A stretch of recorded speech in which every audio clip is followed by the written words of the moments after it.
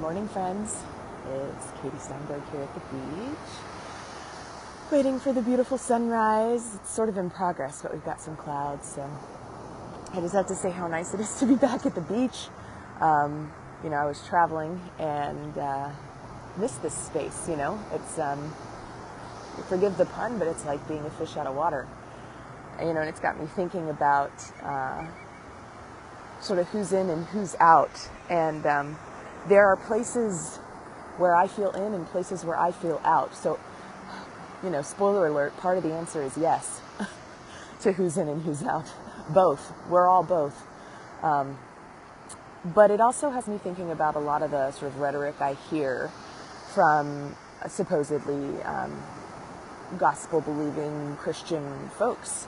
I got a private message on Facebook recently that was encouraging me to preach more about hell, and that hell is hot, and, that sin is real, and I don't know, so various other things, these sort of hard lines, which I think is all sort of an effort to decide who's in and out.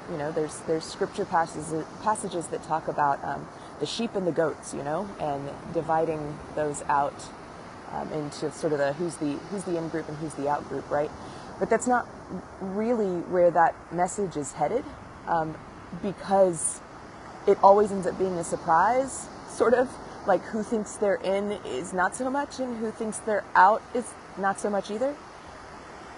And and the other passage that really brings this home to me is where it starts to talk about there will be no longer slave nor free, male nor female, Greek nor Jew, etc., etc. The work of the gospel is the work of dissolving our dividing lines. There is no more who's in and who's out.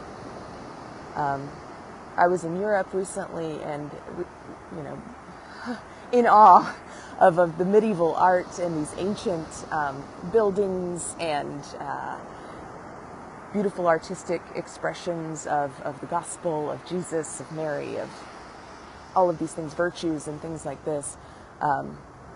And I get that as they attempted to engage into their, and enculturate into their pagan culture, this new Christian gospel, that it was colored by what they already believed. And they needed to draw some lines between what it meant to be a pagan and what it meant to be a Christian. But they also viewed it through a lens of how do we be powerful?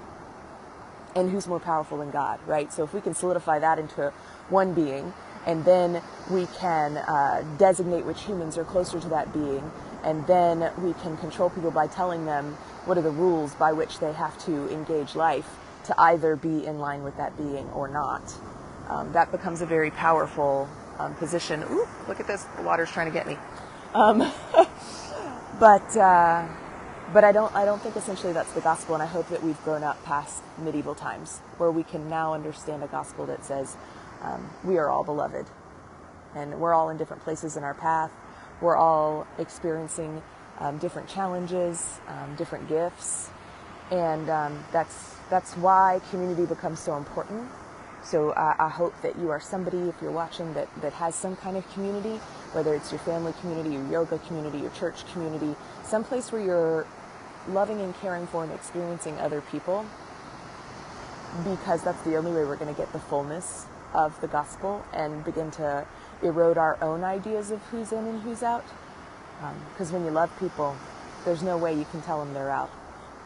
So if we believe in a God who's all love and unconditional love, then how could there ever be a group that's out? So maybe you're very progressive and you've decided who's out are very conservative folks. Sorry, not true. Not true. And if you're a very conservative person who's decided that very progressive people are out, sorry, also not true. And if you're a very sort of traditional, straight, cisgender person and you've decided that gay and lesbian and transgender people are out, I'm sorry, it's not true. And if you're in the LGBTQ community and you're feeling like all of these cis, white, straight, powerful, privileged people are out, they're not either. we're all just navigating our own version of brokenness. And hopefully, we're in the progress of our own recovery, healing, and becoming. And it is only through our own transformation that we have anything to say about anybody else's or any invitation to offer. So next time you're thinking about who's in and who's out, instead start thinking about the example you're making about love. May you find community, friends. May you find moments of beauty and rest and peace. And may you know, most of all, that you are deeply, completely, and unconditionally loved just as you are right this very moment. Grace and peace, friends.